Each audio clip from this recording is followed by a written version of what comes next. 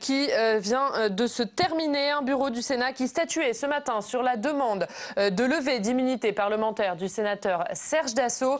Et pour tout comprendre des enjeux de cette conférence de presse et des conséquences de la décision du bureau du Sénat, notre chroniqueuse parlementaire Tam Tranui est en plateau. Bonjour Tam. Bonjour Ariane. Et Pierre-Henri Gergonne est lui sur place dans les salons de Beaufranc où Jean-Pierre Bel va tenir donc dans quelques instants maintenant cette conférence de presse. Pierre-Henri, une conférence de presse qui ne devrait pas tarder à commencer. Une conférence de presse d'ici quelques minutes, une conférence de presse informelle. A priori, le bureau du Sénat s'est terminé. Jean-Pierre Bel est en train de rejoindre ses salons Beaufranc, attenant à la présidence du Sénat, où s'est tenue ce matin cette fameuse réunion du bureau du Sénat. Deux dossiers à l'ordre du jour. D'abord, le dossier sur le mode de scrutin, à savoir, est-ce que la levée éventuelle de l'immunité parlementaire de Serge Dassault sera faite à main levée ou à bulletin secret, comme ça a été le cas encore lors de la dernière réunion.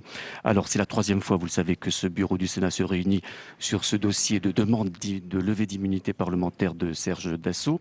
Et cette fois-ci, ça se fait dans un contexte extrêmement particulier, puisque vous le savez, Serge Dassault a demandé lui-même il y a quelques jours la levée de sa propre immunité parlementaire. Et d'ailleurs, sur son site internet, le sénateur de l'Essonne réitère cette demande en demandant au bureau du Sénat de lever cette immunité parlementaire. Donc on attend maintenant dans quelques instants le président du Sénat, Jean-Pierre Bel, qui va s'exprimer sur les décisions prises par le bureau de ce matin, un bureau qui s'est réuni depuis 9h30, un bureau qui se réunissait, je vous le rappelle, sur deux dossiers, la réforme du mode du scrutin au sein de ce bureau, un dossier extrêmement important et qui fait débat au sein de ce propre bureau, et évidemment la demande de levée d'immunité parlementaire de Serge Dassault. Je vous rappelle que le bureau est composé de 26 membres, il est présidé par le président du Sénat, Jean-Pierre Bel.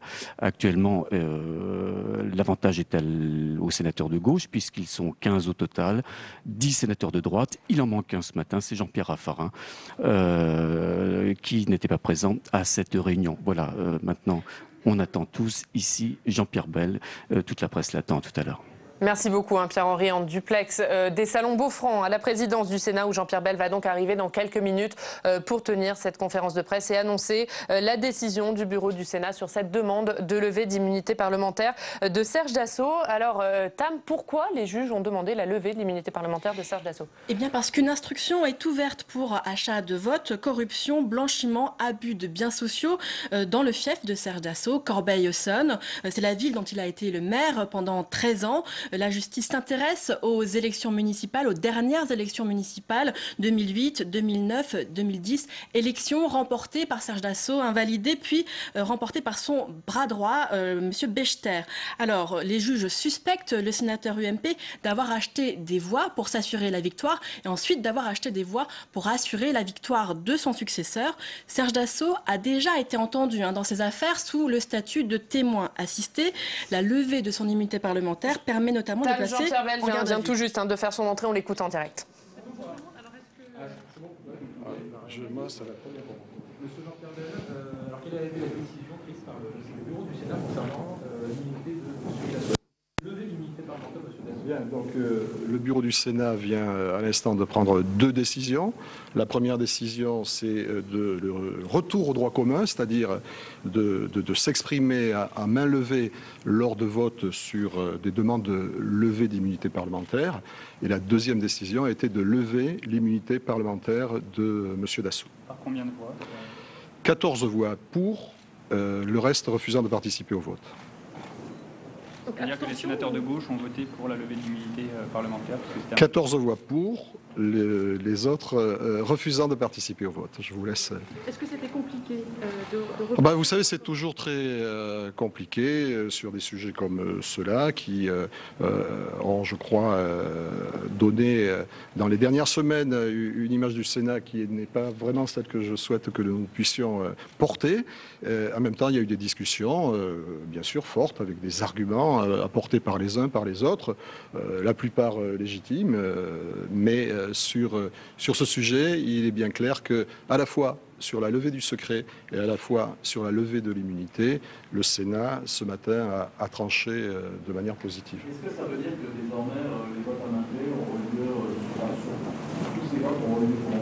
Oui, c'est cela. Vous savez qu'avant 2009, c'était comme ça qu'on pratiquait dans cette Assemblée.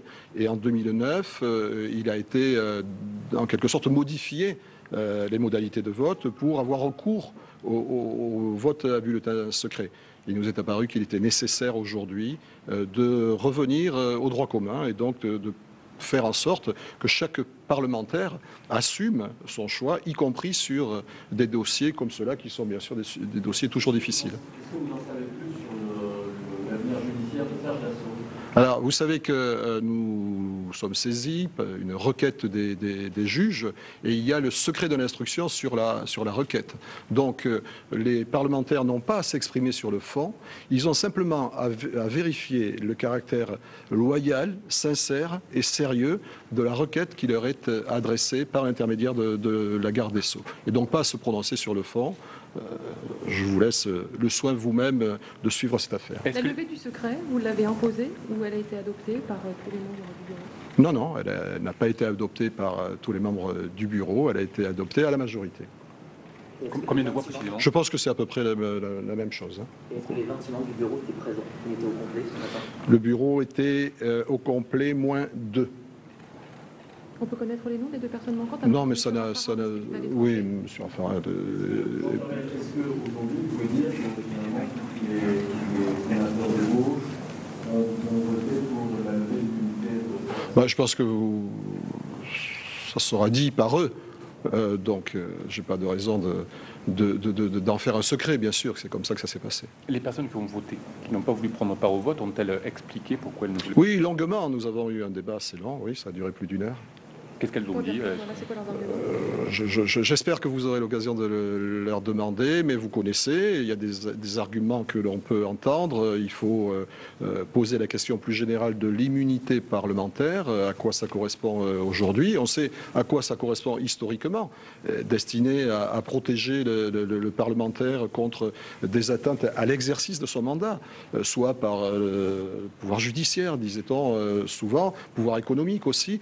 Historiquement, on connaît les raisons qui ont motivé la mise en place de l'immunité parlementaire. Elle a été modifiée en 1995. On en a restreint le périmètre. Le bureau a d'ailleurs considéré que nous aurions peut-être à nous interroger, à donner le point de vue du Sénat sur le devenir de l'immunité parlementaire, même si un certain nombre d'arguments peuvent plaider, non pas pour protéger le parlementaire, ce qui n'est pas du tout le rôle de notre Assemblée, mais de protéger le statut du parlementaire. On a vu dans certains pays, encore aujourd'hui, que cette question pouvait se poser. Est-ce que c'est un soulagement pour vous ? Est-ce que c'est une bonne nouvelle pour vous ? Écoutez, moi je l'ai souhaité, donc je ne dirais pas que je suis soulagé, puisque lorsqu'on est en politique, on a des convictions, il faut les tenir, il faut être ferme. On a essayé quelquefois de m'en dissuader, mais là, le cap était tracé, je suis allé jusqu'au bout, bien sûr. Est-ce qu'il a pu y avoir des éléments nouveaux qui ont été pris en considération dans le nouveau vote ? Et est-ce que vous avez informé le sénateur Dassault de votre décision ? Le sénateur Dassault est immédiatement informé à partir du moment où la décision est prise. Il y avait des éléments nouveaux qui touchaient au fond de la requête, mais je crois, pour l'essentiel, nous avions déjà eu un débat qui était très très proche de celui-là. Mais naturellement, la requête, c'est une nouvelle requête, donc elle comporte des éléments nouveaux. Vous allez mener du coup une réflexion sur beaucoup de choses, sur le fonctionnement de nos assemblées, sur le fonctionnement du bureau de nos assemblées, donc le fonctionnement du bureau du Sénat, où nous avons vu qu'un certain nombre d'approximations demeuraient. Donc nous allons mettre en place un groupe de travail pour balayer un certain nombre de sujets. Et sur la question de l'immunité parlementaire, où là, les motivations et les avis peuvent être partagés et bien au-delà des sensibilités politiques. Monsieur Bell, est-ce que pour vous, l'immunité parlementaire, à vous personnellement, a encore un sens aujourd'hui ? En tout cas, je pense qu'il faut avoir un vrai débat là-dessus. Je crois que l'immunité parlementaire, encore une fois, qui a une légitimité historique, peut toujours être une nécessité dans certaines circonstances, mais peut-être faut-il en réduire le périmètre et s'adapter à la France d'aujourd'hui. prendre des initiatives en ce sens. C'est exactement cela.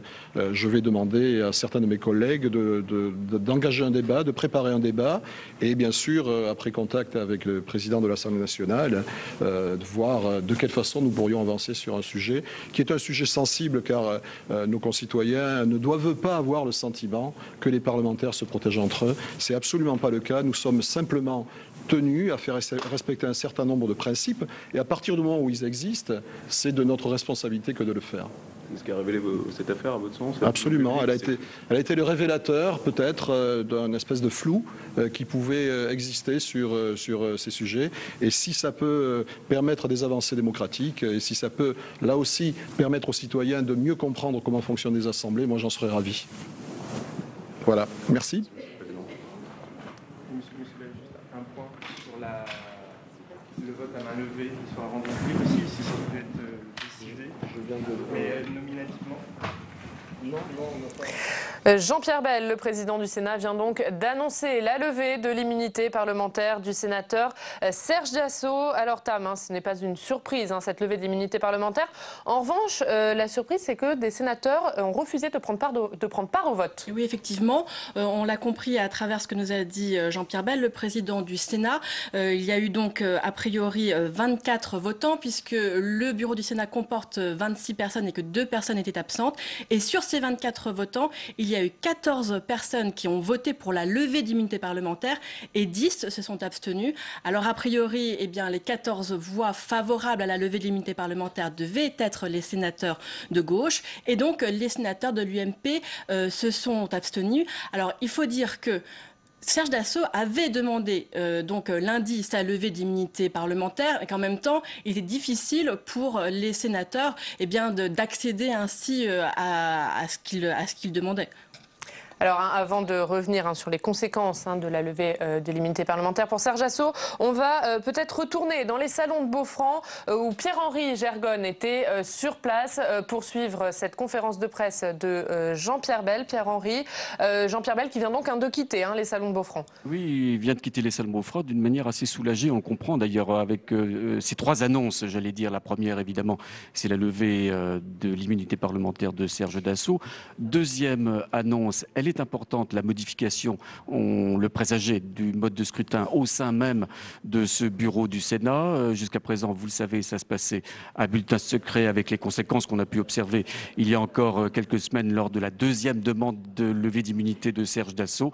Et bien désormais, comme l'a dit le président du Sénat, on va revenir au droit commun, c'est-à-dire que les annonces et les votes surtout se feront à main levée. Enfin, et c'est peut-être ça qu'il faut retenir de ce point presse du président du Sénat, Jean-Pierre Bell, le Sénat, les assemblées, le Parlement qui va prendre des initiatives pour réfléchir sur la réforme, sur des modifications à apporter d'une manière générale, sur l'idée même, sur le concept même d'immunité parlementaire qui, jusqu'à aujourd'hui, protège les parlementaires de vents extérieurs. Donc, le Sénat va prendre des initiatives sur cette question, en collaboration, bien sûr, en étroite collaboration avec l'Assemblée nationale. C'est peut-être cette idée de réforme d'immunité par ces temps de transparence de la vie publique et politique qu'il convient de retenir plus généralement de ce qui s'est passé ce matin à la présidence du Sénat dans le cadre de cette réunion de bureau, Fanny. Merci beaucoup Pierre-Henri.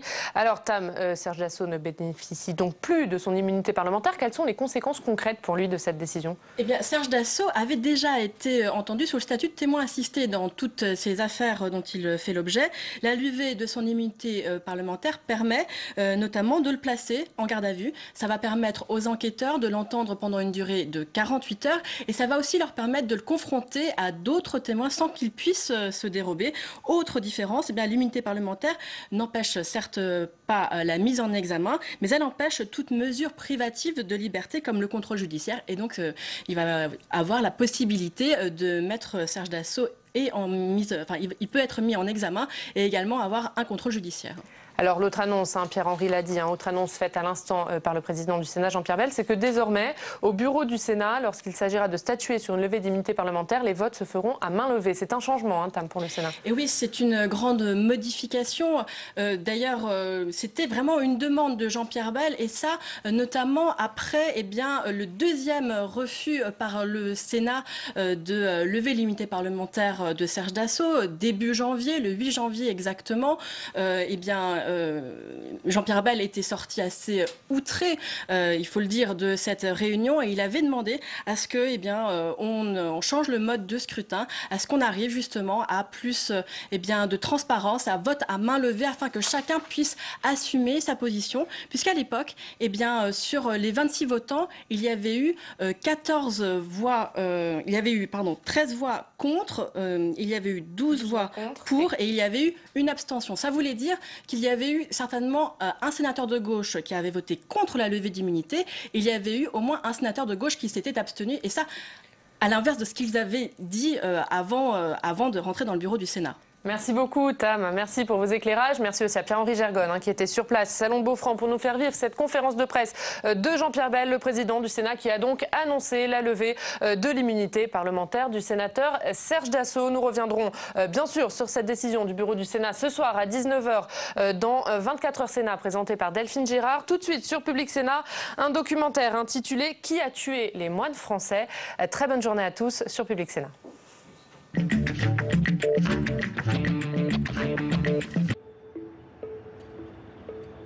Cathédrale Notre-Dame d'Alger, 2 juin 1900.